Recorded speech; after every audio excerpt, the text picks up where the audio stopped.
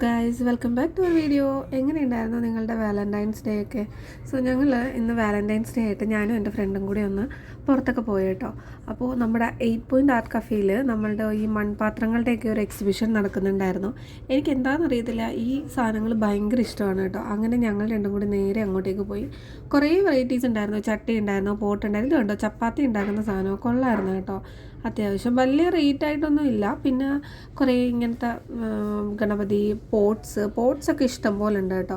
പിന്നെ ഈ നിലവിളക്ക് നല്ല രസമുണ്ടായിരുന്നു കാണാനായിട്ട്. 450 റുപ്പീസ് വലുതും 400 ചെറുതിനെ ഉണ്ടായിരുന്നുള്ളൂ.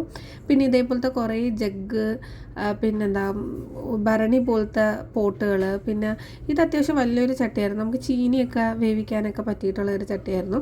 ഇത് കണ്ടോ, ഇതിൻ്റെ അടിയിൽ കൂടിയാണ് വെള്ളം ഒഴിക്കുന്നത്. ഞങ്ങൾ അവിടെ നിന്ന് ഇങ്ങനെ നോക്കുന്നുണ്ടായിരുന്നു, ഇതിലേക്ക് കൂടി ഒഴിക്കുന്നത്. അപ്പോൾ അത്യാവശ്യം നല്ലതാണ്, പോയി നോക്കുക. അത് കഴിഞ്ഞിട്ട് ഞങ്ങൾ നേരെ ജാജീസിൻ്റെ ക്യൂ കഫേയിൽ ഒരു എക്സിബിഷൻ നടക്കുന്നുണ്ടായിരുന്നു കേട്ടോ. അവിടെ ഈ നമ്മുടെ സ്റ്റഡ് ജ്വല്ലറീസ് ഒക്കെ ആയിരുന്നു. ജ്വല്ലറീസും ക്ലോത്ത്സും ആയിരുന്നു അവിടെ എക്സിബിഷന്. അത്യാവശ്യം നല്ല സ്റ്റഡും നല്ല ബ്രേസ്ലെറ്റ്സും ചെയിൻസൊക്കെ ഉണ്ടായിരുന്നു. നമുക്ക് അത്യാവശ്യം എനിക്ക് ഈ ഒരു ചെയിൻ ഭയങ്കരമായിട്ട് ഇഷ്ടപ്പെട്ടു കേട്ടോ. നമുക്ക് ഒരുപാട് സാരീസിൻ്റെ കൂടെയും കുർത്തയുടെ കൂടെയൊക്കെ നന്നായിട്ട് വെയർ ചെയ്യാൻ പറ്റുന്ന കുറേ കളക്ഷൻസ് ഉണ്ടായിരുന്നു. നല്ലതായിരുന്നു കേട്ടോ. അങ്ങനെ ഭയങ്കര റേറ്റ് ആയിട്ടൊന്നും തോന്നിയില്ല. ചിലത് അത്യാവശ്യം റേറ്റ് ഉണ്ട്, പക്ഷേ ചിലതൊക്കെ അത്യാവശ്യം നല്ല അഫോർഡബിൾ ആണ്.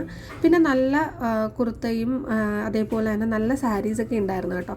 പിന്നെ നമ്മുടെ ഈ ഹാൻഡ് ബാഗ് ഉണ്ടോ, ഇതൊക്കെ നമ്മൾ കൈ കൊണ്ട് തന്നെ വിവ് ചെയ്തെടുക്കുന്ന സാധനമാണ്. പിന്നെ കുർത്താസ് ഉണ്ടായിരുന്നു. പിന്നെ ഇങ്ങനത്തെ പെയിൻറ്റിങ്സും കാര്യങ്ങളൊക്കെ കുറേ ഉണ്ടായിരുന്നു. പിന്നെ നമ്മുടെ ജൂട്ടിൻ്റെ ബാഗ് ഉണ്ടായിരുന്നു.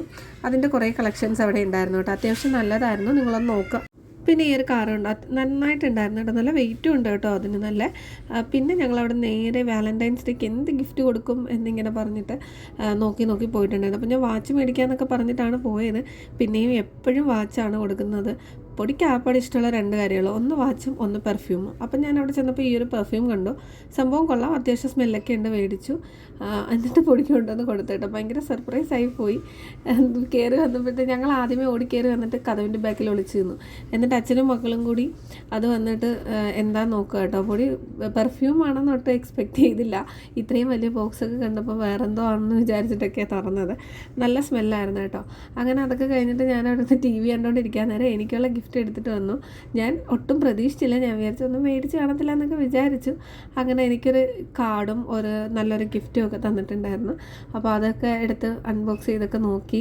അപ്പോൾ ആൺകുട്ടി ഇങ്ങനെ നോക്കിക്കൊണ്ടിരിക്കുക, എന്തുവാ ഇതിനകത്ത് ഈ ഇഴക്കുന്നത് എന്നുള്ളത്. അങ്ങനെ ബോക്സൊക്കെ എടുത്ത് നോക്കി. നല്ലൊരു ഗിഫ്റ്റായിരുന്നു.